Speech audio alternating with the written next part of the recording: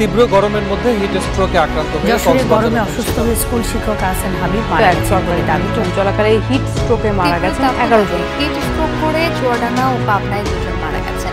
ভয়াবহ হিটওয়েভের ফলে দেশে হিট স্ট্রোকে অসংখ্য মানুষ মারা যাচ্ছে। হাসপাতালগুলো রোগীদের চাপ সামলাতে পারছে না।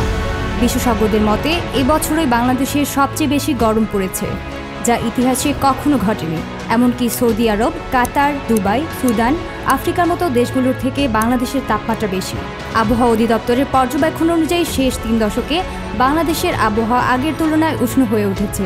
বৃষ্টিপাত সাথে শীতও কমছে ব্যাপক হারে। তবে এক্ষেত্রে আসলে দায়ী কে? সরকার, পরিবেশ নাকি জনগণ?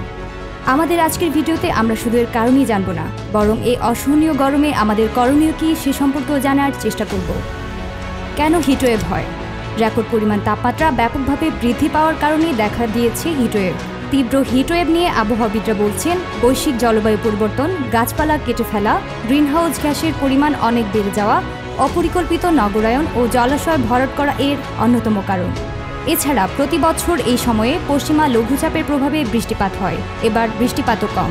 কালবৈশাখী ঝড় এবং বৃষ্টি না থাকার কারণে এবার গরমের তীব্রতা বেশি। তবে গরমের সঙ্গে এপ্রিলে সাধারণত বজ্রঝড়ও হয়ে থাকে। এবছর বজ্রঝড় না হওয়ায় বৃষ্টি হচ্ছে না। সারা বছরের বৃষ্টিপাতের 10% বৃষ্টি হয় গ্রীষ্মে। এবার এখনও সেভাবে বৃষ্টি হয়নি, ফলে গরম বৃদ্ধির এটিও অন্যতম কারণ। অন্যদিকে অপরিকল্পিত নগরায়নের ফলে কাটতে হচ্ছে গাছ। তাপমাত্রা সরে যেতে পারছে না, অর্থাৎ উঁচু উঁচু দালানের ফলে এখানকার মাটি থেকে গরম বাতাস বের হতে পারে না, অর্থাৎ এখানেই আটকে যায় বাতাস। এর সাথে গাছ নিধনের ফলে কার্বন ডাই অক্সাইডের মাত্রা বৃদ্ধির সমস্যা তো আছেই।